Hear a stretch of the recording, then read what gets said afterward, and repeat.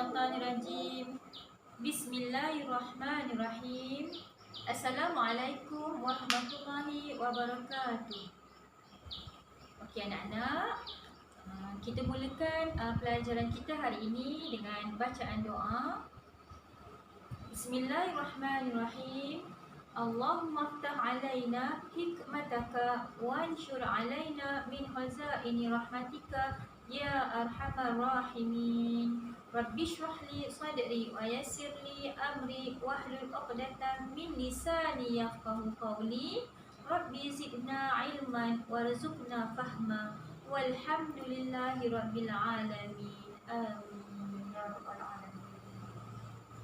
Okey anak-anak, apa khabar semua? Saya harap semua dalam keadaan sihat walafiat ya. Okey. Hari ni kita nak belajar apa?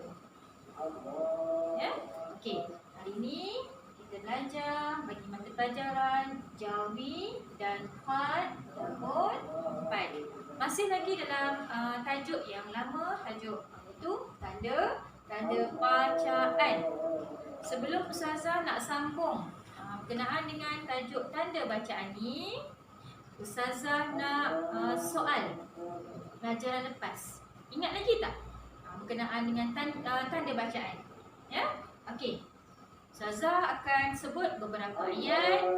Anak-anak akan jawab, akan sebut apa tanda bacaan yang ada pada ayat yang Ustazah akan sebut ni. Boleh ya? Okey, semangat semua. Kita ingat balik, kita ulang balik, kita ingat balik pelajaran lepas sebelum kita masuk tajuk baru. Okey. Soalan pertama. Sedia ya? Siapa yang dapat jawab, Ustazah akan bagi hadiah. Ya? Okey, soalan pertama. Ustazah Miza memakai cermin mata. Ustazah Miza memakai cermin mata. Apa tanda bacaan yang ada pada ayat tersebut?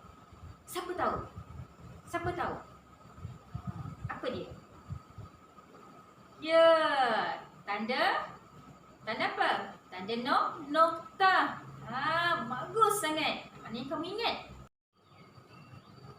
Okey, dah bersedia untuk soalan kedua? Sedia dah ya? Okey, soalan kedua. Apakah warna tudung Ustazah Miza? Apakah warna tudung Ustazah Miza? Cuba teka. Apa tanda bacaan yang ada pada ayat tersebut? Cuba teka. Siapa dapat? Ya, bagus. Wah, hebat. Tanda apa? Tanda soal. Tanda soal tu ada dalam diri kita, ada pada kita. Apa dia? Telinga kita, tapi kurang je. Okay. Jadi bagus. Siapa yang dapat menjawab tu memang sangat bagus. Ya. Okey. Seterusnya untuk soalan yang ketiga. Sedia? Soalan yang ketiga.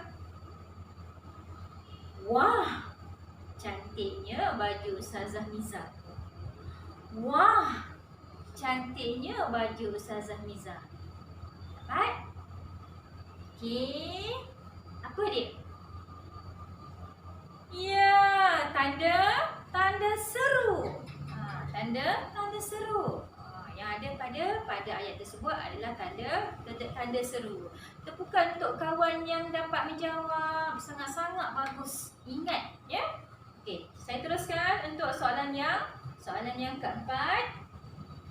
Nama kawan bayi Ulia ialah Izzah, Ratu, Alia, Ainul dan ramai lagi. Apa tanda bacaan yang ada dalam ayat tersebut? Ingat balik. Ya, tanda koma. Pandai. Beri tepukan untuk kawan yang pandai menjawab. Bagus. Sangat bagus ya. Okay, bila seorang kawan dapat jawab, yang lain secara automatik akan ingat semula ya. Okey. Soalan yang seterusnya. Yang ni adalah perbualan ataupun dialog di antara Zarif dan ibunya. Ya. Okey. Zarif tanya ibu dia. Ibu masak apa hari ni? Ibu dia jawab apa? Ibu masak ayam goreng KFC. Dalam perbualan tersebut, di antara Zarif dengan ibu dia, apa tanda bacaan yang ada? Siapa dapat jawab? Wah, bagus. Zarif sendiri yang dapat jawab. Tanda noktah bertindih. Okey, tepukan untuk kawan. Okey, bagus. Sangat bagus ya. Dan soalan yang terakhir. Ini pensel siapa? Tanya Iman kepada kawan-kawannya. Saya ulang lagi sekali. Ini pensel siapa? Tanya Iman kepada kawan-kawannya. Dapat teka? Okey, dapat teka tak? Okey, ya, betul. Tanda pengikat kata. Okey, alhamdulillah. Okey, tepuk tangan untuk kamu dan kawan-kawan kamu ya. Okey, bagus semua. Okey, baiklah. Kalau anak-anak semua dah ingat dan dapat ulangan yang kita belajar pada minggu sebelum ni, bolehlah kita terus ke tajuk yang seterusnya. Pelajaran Jawid dan Fad tahun 4. Okey.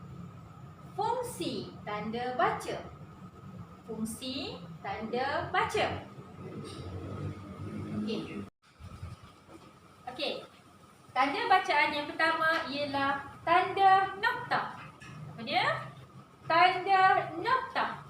Kita lihat apa fungsi tanda noktah. Tanda berhenti digunakan pada akhir setiap ayat yang sempurna. Tanda berhenti digunakan pada akhir setiap ayat yang sempurna. Ya, kita tengok contohnya. Contohnya, hujan turun dengan lebatnya. Ya, kita lihat tanda noktah. Hujan turun dengan lebatnya. Yang saya bulatkan ini adalah tanda noktah. Fungsi tanda noktah. Ya. Okey, seterusnya fungsi yang kedua. Tanda singkatan nama jabatan, organisasi, pertubuhan dan syarikat. Tanda singkatan nama jabatan, organisasi, pertubuhan dan syarikat. Contohnya, ayah saya seorang pegawai di TM. T,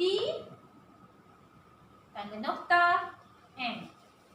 TM itu adalah singkatan bagi Telekom Malaysia. Ya? Ayah saya seorang pegawai di TM.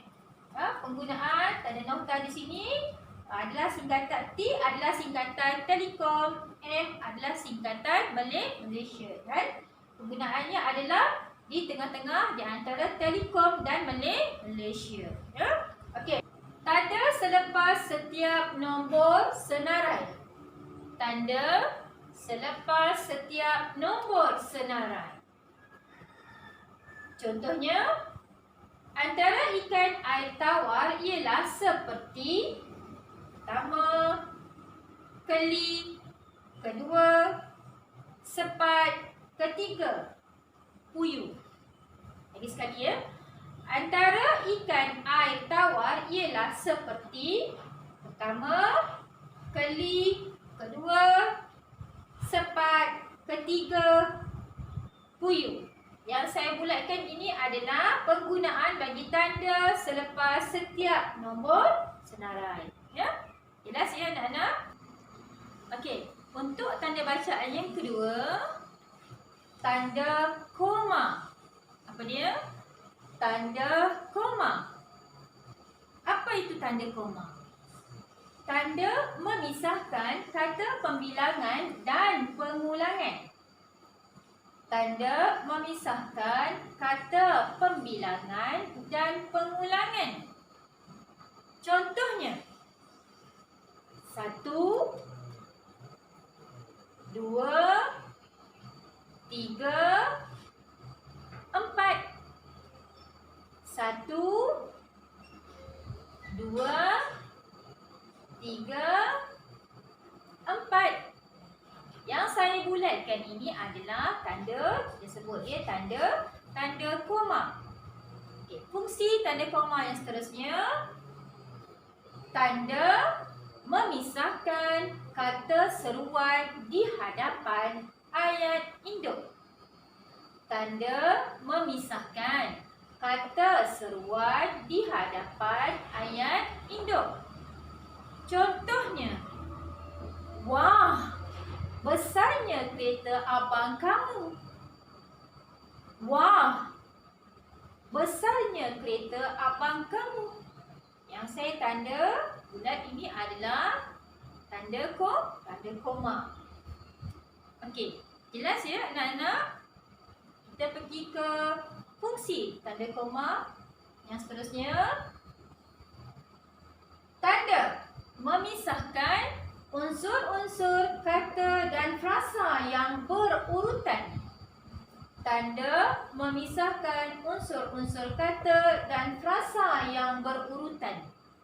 Contohnya, ibu membeli rambutan, betik, langsat dan duku di pasar pagi. Ibu membeli rambutan, betik, langsat dan duku di pasar pagi. Nampak tak anak-anak? Yang saya bulatkan ini adalah tanda, kita panggil dia tanda koma. Fungsi dia adalah tanda memisahkan unsur-unsur kata dan frasa yang berurutan, ya. Dan fungsi yang seterusnya, tanda memisahkan barisan-barisan pantun. Tanda memisahkan barisan-barisan pantun. Saya paling suka pantun. Cuba kita tengok ya. Contohnya, anak-anak boleh ikut ya, sama-sama ikut saya baca. Pulau Pandan jauh ke tengah, gunung naik bercabang 3, hancur badan dikandung tanah, budi yang baik dikenang juga. Okey anak-anak, lagi sekali kita berpantun je. Pulau Pandan jauh ke tengah, gunung naik bercabang 3, hancur badan dikandung tanah, budi yang baik dikenang juga. Ya? Okey. Untuk fungsi yang seterusnya, tanda memisahkan barisan-barisan dalam alamat surat menyurat. Kalau alamat surat menyurat ni zaman dulu-dulu inilah kata kegunaannya ada untuk menyampaikan maklumat pada orang lain, pada orang yang jauh. Sekarang tidak, banyak penggunaan lain kan. Okey, tanda memisahkan barisan-barisan dalam alamat surat menyurat. Contohnya, guru besar, pada sapu surat tu ya, kita akan buat alamat macam contoh yang ada di whiteboard ni ya. Guru besar, sekolah kebangsaan Simpang 3, 3600 Telur Intan, Perak. Perak ke Pekan ke mana ke Kuantan, Pahang ke ya. Ini adalah tanda memisahkan barisan-barisan dalam alamat surat menyurat.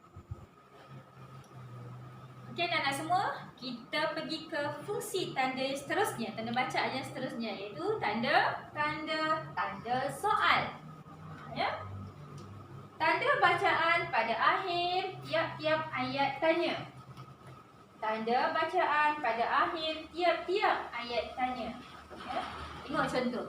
Contohnya, di manakah letaknya Tugu Peringatan Negara? Di manakah letaknya Tugu Peringatan Negara? Okay. Contoh lain. Apakah yang kamu fikirkan itu? Apakah yang kamu fikirkan itu? Yang Ustazah bulatkan itu adalah tanda bacaan bagi apa? Tanda soal. Ya. Okey, fungsi seterusnya tanda soal. Okey. Ya. Digunakan pada akhir ayat tanya sebelum tanda penutup kata. Digunakan pada akhir ayat tanya sebelum tanda penutup kata. Cuba tengok contoh. Contohnya, apa yang kamu buat? Tanya Alif. Apa yang kamu buat? Tanya Alif. Ya? Contoh kedua. Mengapa kamu tidak makan?